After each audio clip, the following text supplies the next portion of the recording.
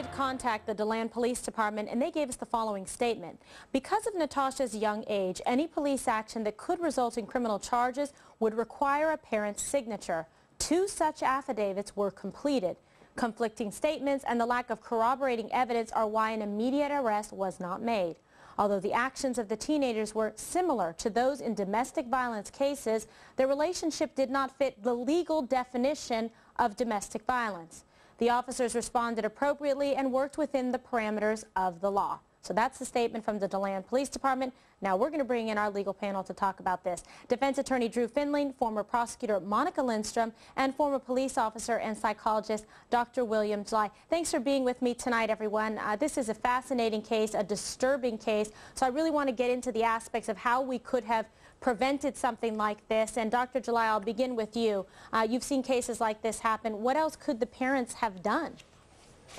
Well, the first thing we have to do is parents have to make sure that they have an open line of communication, which apparently they did here, because kids have a lot of very profound issues that they're dealing with today, things that I certainly didn't deal with when I was a teen. So you've got to have that open line of communication, really listen to them. And that was the big problem here. It wasn't that the parents didn't listen, it was that the police apparently did not get this arrest made. And research shows the most important thing in a case of violence like this is an arrest. That's the biggest deterrent.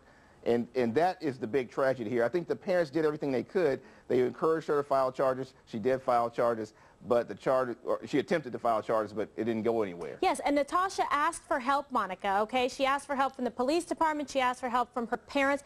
Again, there was only one incident where she did not want to press charges, and up until basically days before her death, she was again calling the police department and was reprimanded, saying, stop calling us so much.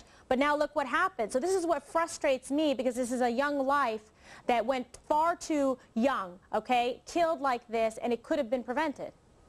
It's very unfortunate what happened, and when I have cases that come into my office and clients that tell me about these kind of things, I tell them there's a couple tools they have. Number one, always call the police. Even if the police say, we're tired of hearing from you, don't call us anymore, I don't care. Call the police. Next, they can go to the station. Go to the station. Yes. They can go to the courts, get an order of protection. Now, you and I both know from being in this business that the order of protection is not the end-all, be-all, but it is something that can be done. And then other than that, the only really other thing they can do is be vigilant, maybe take some self-defense classes, maybe have a weapon like a taser that's really popular right now. To Drew real quick, because I only have 30 seconds. Drew, give us your thoughts. Well, here's my thought. There's a common thread running here, and that is there were 9 incidents. This guy clearly, as the mother said, was psychotic. But he went from an ice cream cone to what? To using a gun.